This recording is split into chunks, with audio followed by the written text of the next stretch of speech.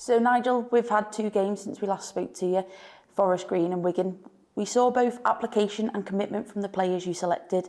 How important is that going to be moving forward? Massively important, Hannah. I've talked about it all the way through. Can we have commitment? Can you give everything you can for the cause? The cause is Tranmere Rovers Football Club. The cause is your teammates. You know, give the best of you all the time, every day with daily habits, daily behaviours, doing the right things, striving to improve. As you say, you just highlighted the 2 performances just recently. If you want to put Stevenage before that as well. Everybody working so hard for the cause. They were 2 very different games. What positives did you take from each, including 2 clean sheets? As you rightly say, I always want to keep a clean sheet as best as we can.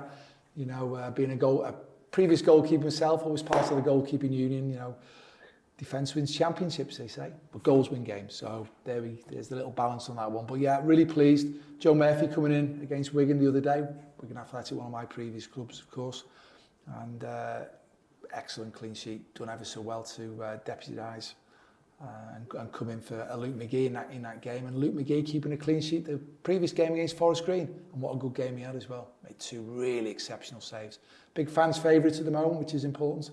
So that, again, that provides stability, which is important for all of us, and commitments. But the team, we had a good shape about ourselves, out of possession, to actually make sure, it's fair to say, we've got to start keeping the ball out of the back of the net. And so it's a good team shape about ourselves, and obviously from that we can then go and transition to play some good attacking football. You've spoken to us previously about how you debrief after every game. What kind of feedback have the players been providing after the last 2 games? Well, after all the games, really. I mean, we're just highlighting the last 2 games. Obviously, positives that we have kept clean sheets, you know. So and we've scored goals. You know, when we look at 3 goals again against Forest Green Rovers after 3 goals away at Stevenage the previous week. If you want to make 5 goals against Wigan, penalties, could have won as well. Life's a game of inches, underneath the crossbar to win it. But, you know what I mean? So there's plenty of things that we talk about, our KPIs, key performance indicators. What did we do well in a game? And likewise, what have we got to improve on? Because we've always got to strive to improve. Even though we've won games, there's still things we need to improve on. But from my point of view, it's been consistent. It's been committed to what we're doing. Our physical outputs have been exceptional. You know, a younger group of players played the other night against Wigan, who are a very good possession-based side. But the intensity and the work rate with the players was phenomenal. And that's what we're looking for everybody. Give everything you've got. As I said, we've got a real good sports science and medical team here at Tranmere Rovers Football Club. And with the collaboration, with everybody working together, with the coaches and everybody, we're trying to get the best, extract every ounce of potential from the players. But the players have got to want to do it. And at the moment, we've got a real good group of guys who are doing everything they can to push themselves for the good of the cause, and the cause is Tranmere Rovers Football Club. You stress the need for consistency every week. How do you work with the squad to deliver a constant level of performance? I think it's the daily behaviours. You know, I'd like to think myself, I'm consistent in how I behave. You probably don't see me too high or too low, pretty consistent in what I do. I'm very positive in my outlook. I'd like to think that rubs off on everybody else. But it's all of us coming in. This is our culture. This is what we do. You come in early, you speak to people, you try everything we're doing, you try and be the best you can. You know, push yourself, extract every ounce of potential from yourself, and be supportive of your teammates. Keep talking about it. It's team before self. The big thing, team before self. So it's just basically daily habits, daily behaviours, keep getting the right ones, good practice. And over time that all builds up, and hopefully if we get our performances right, then we'll be consistent in our results as well. So Saturday will be another tough away fixture. What sort of physical challenge are you expecting from Sutton United? Yeah, another tough game. It's akin to if you like when we've gone to Stevenage. You know, the stats will indicate that the number 1 for directness in their play. They're a big side as well, so we know set pieces are going to be a threat. We know we've got to compete for the first ball. We know we've got to compete for the knockdowns, the second ball. We know we've got to defend well, but likewise we've got to look at the other side of it. And when we've got the football, we've got to be very efficient on how we use it. But first and foremost, it's the fundamentals of the game. You've got to compete, and we know we've got to compete against the Sutton United side, who compete very, very well. So we know first and foremost we've got to be able to be up for that. People will look at the respective positions in the table, but the focus will always be on winning games, won't it?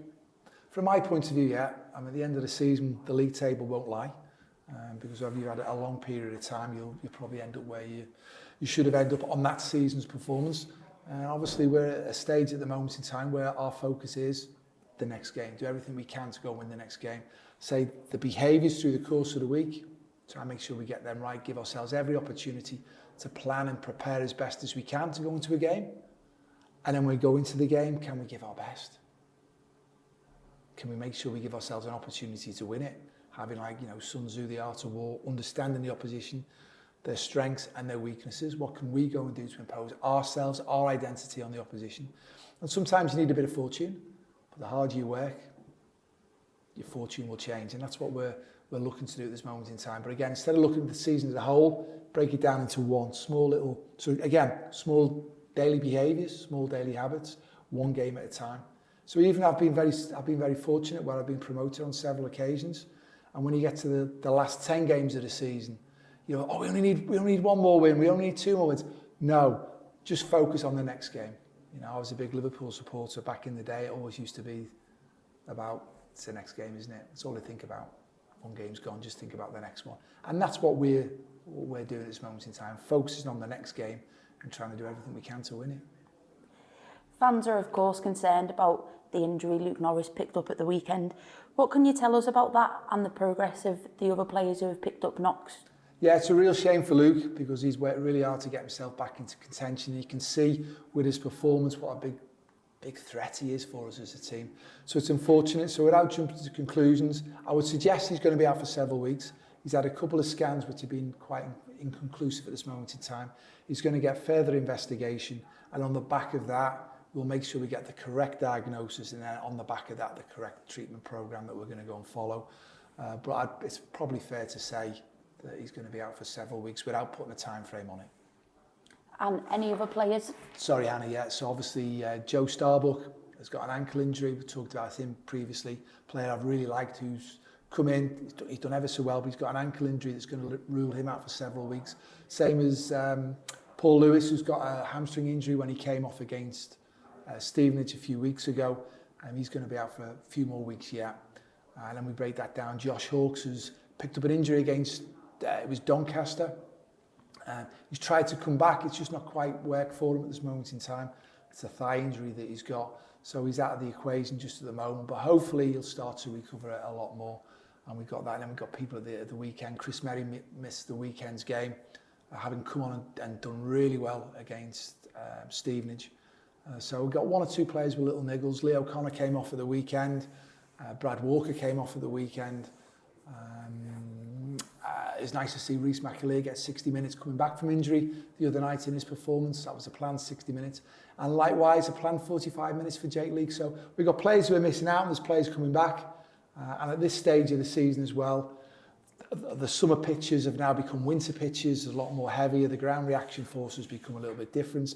The strain and the loads on the players become different in a different way. The amount of games that are played, the extra time that's played in games, all adds up. And ultimately, players will be carrying injuries. They'll be playing knocks. There'll be players who go on the pitch. I know from my own experience, they've actually hardly ever played when you didn't have some form of injury. You just got to get on with it. So our group of players will be no different than the rest of the teams in the Football League.